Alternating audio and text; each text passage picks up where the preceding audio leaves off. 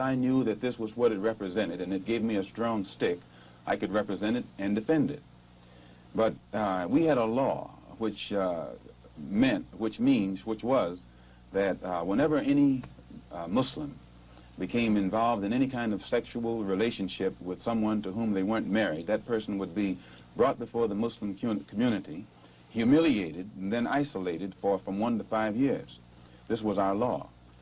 Well, in 1954, a teenage sister left Detroit and became one of Mr. Muhammad's personal secretaries.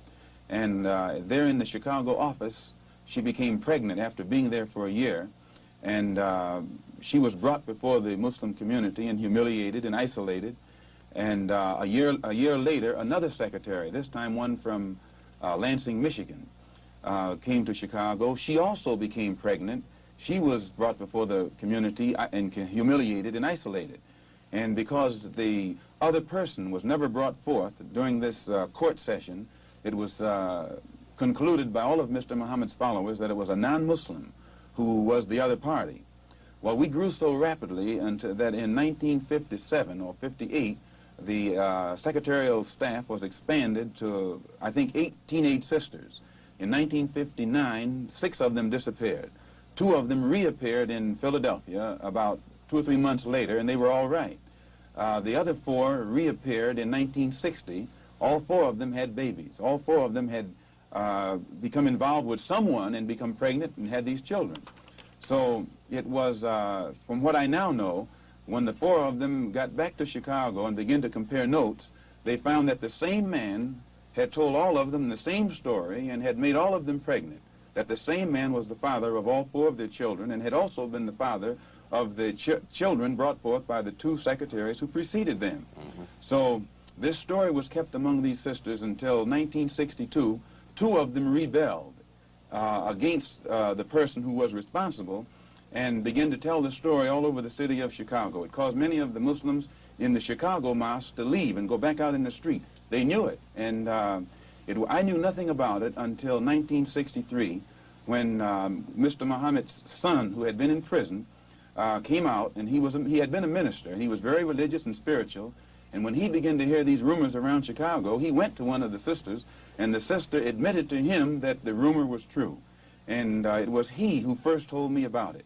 And when he told me about it, I wrote to Mr. Muhammad and told him about it, and he admitted that he had a knowledge of it, and that he'd given me a religious explanation that would fit into prophecy and all of that, so I was quiet. And it wasn't until October of 1963 that it came up again. And when it came up again, I realized that the same person who had made these other sisters pregnant was still busy doing the same thing. He hadn't stopped. 2 of the sisters had 2 children by the same man.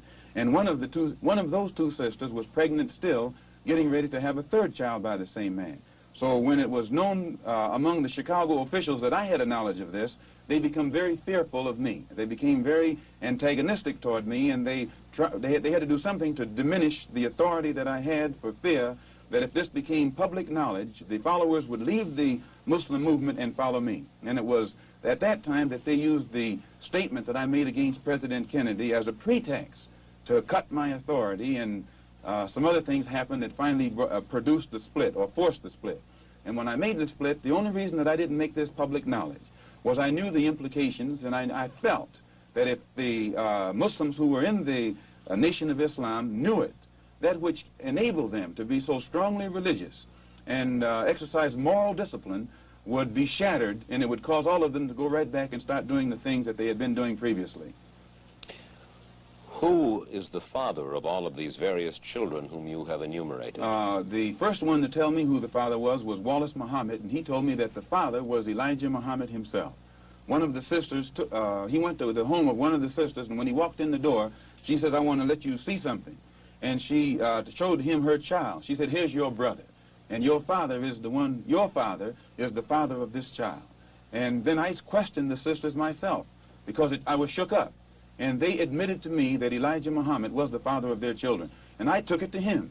And it was at that time he told me that he was Muhammad, the prophet, and that Muhammad had 9 wives. He also told me that he was David. He was the modern David, and that he was the modern Solomon, and that it was meant for him to fulfill today all of the things that they did back there. And how many of these illegitimate children did he father with the sisters? Well, he made 6 sisters pregnant. They all had children. 2 of those 6 had 2 children. One of those 2 is having a child right now. I am told that there is a 7th sister who is supposed to be in Mexico right now, and she's supposed to be having a child by him.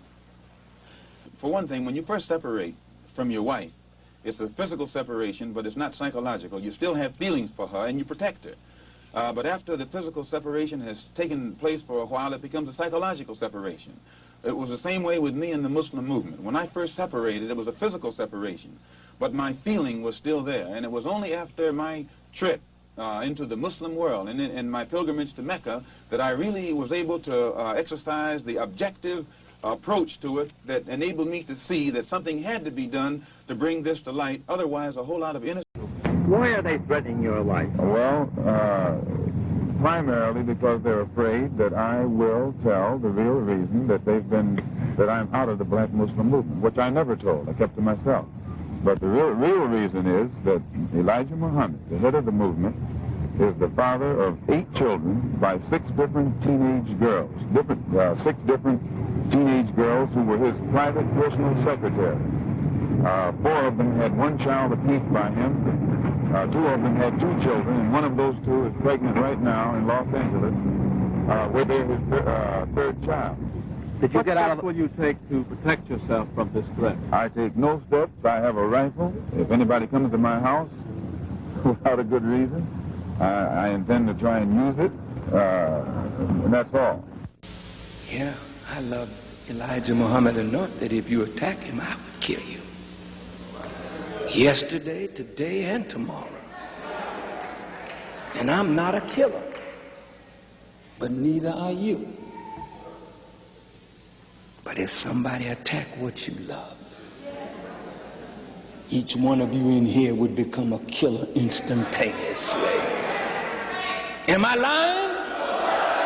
Mother, let somebody look like they're attacking your child. Here's a woman who fought a bear because the bear snatched her baby. And she ran the bear down, screaming until the bear dropped her baby. Love casts out fear. We don't give a damn about no white man law when you attack what we love. Several weeks ago, since the death of Malcolmx, have you encountered any serious trouble, or do you expect any serious trouble? I have not encountered any serious trouble, and I don't expect to encounter with any serious trouble from Malcolm's death. Do you... This death of Malcolm, God himself had something to do with that. And I think the people will learn that this was some work of God himself. Do you feel possibly something that Malcolm brought on himself then? Well, he did bring all of it on himself. If he had stayed with us, following me, he would not have been dead today. He would have been a living man today. I believe Malcolm knew these things. But in fact about it, he been all fired for self. And as all jealous leaders meet with some such kind of fate one day or another. And so he was all fired for going for himself, as he said.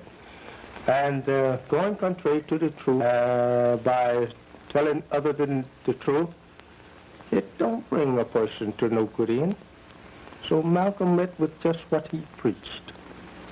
You feel then possibly he was more interested in serving his own interests than a cause? Well, I believe that he really wanted to be that which God had not made him to be.